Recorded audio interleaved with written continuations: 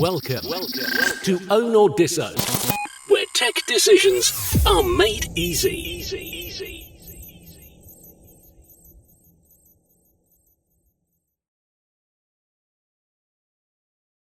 Howdy, this is Chris with OWNorDisown. We've got a mid-cycle review for you today for the Lenovo Legion Go. It's a popular handheld that uses the AMD Z1 Extreme processor that is also found in the ROG Ally. Basic specs for the Legion Go: we've got an 8.8-inch QHD display, 16 gigs of RAM, 1 terabyte of storage, a 49 watt-hour battery.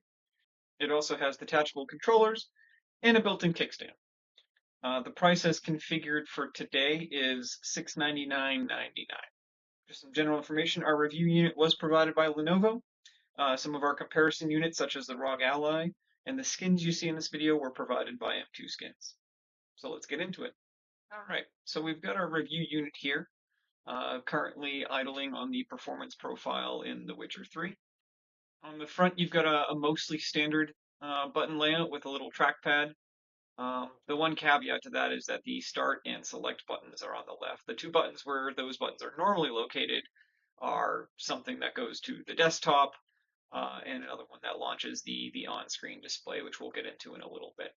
Along the top, you've got your volume buttons, 2 speakers, a USB 4 port, micro SD card slot, adequate ventilation, headphone jack, and your power button. Around the back, you've got 2 generously sized cutouts for fans, a few buttons and a dial, and then the trigger releases to release the controllers from the sides of the device. The kickstand is a very nice addition. I wish all of the units had kickstands. On the bottom, you have a toggle for FPS mode, as well as a mouse sensor.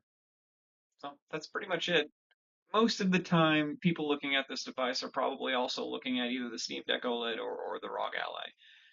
I can tell you right now, the Z1 Extreme is faster than the Steam Deck. There's better app and or game compatibility on this, even though you have to deal with Windows, versus our Steam Deck here. So what we've done here is just, basically a head-to-head with running the same stretch of game, showing how each of the units look while you're gaming, and we've got a little run here in The Witcher 3 that we're going through. You can see that it's the same CPU in both. There are instances where maybe one is a frame or two higher than the other. It really depends on the kind of game that you're playing. I do notice that Lenovo seems to focus more on temp and sound, even in its performance profile here. And you'll see that reflected in some of the gaming benchmarks later on, where it doesn't seem to want to, raise the frame rate as much as Asus, where Asus is just, temperatures be damned. We're going to go ahead and try to make this perform as best it can. Now, the good side to having quieter temps and a quieter operation is fan noise. So why don't we go ahead and take a look at some of the fan noise within the different profiles on the Lenovo, and then we'll look at some comparisons to other units.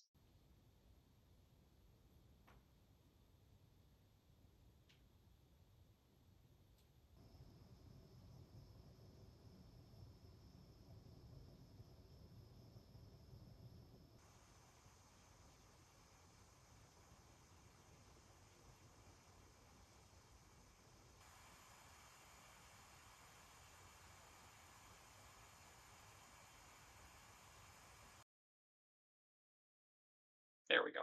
So now we've got the Legion Go, the Asus ROG Ally, the Steam Deck OLED, as well as an AOKZOE A1 with a 6800U. Let's go ahead and take a listen to how the fans sound compared to each other.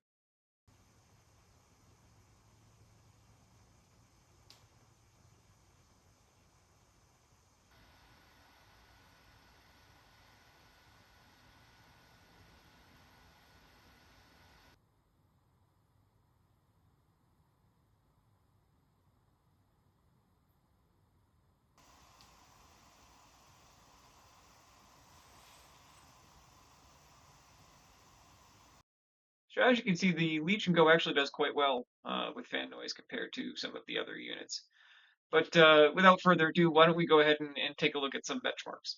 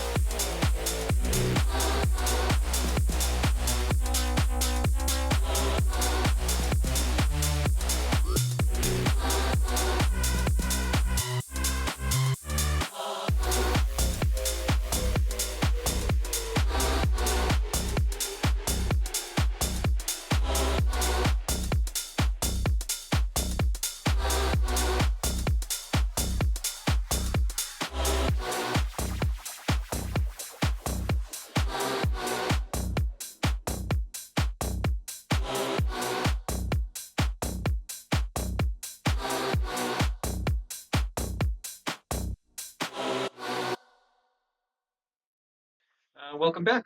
Just to do a quick recap, trying to keep this video nice and short for you guys. It's got a big, beautiful screen. The screen is fantastic.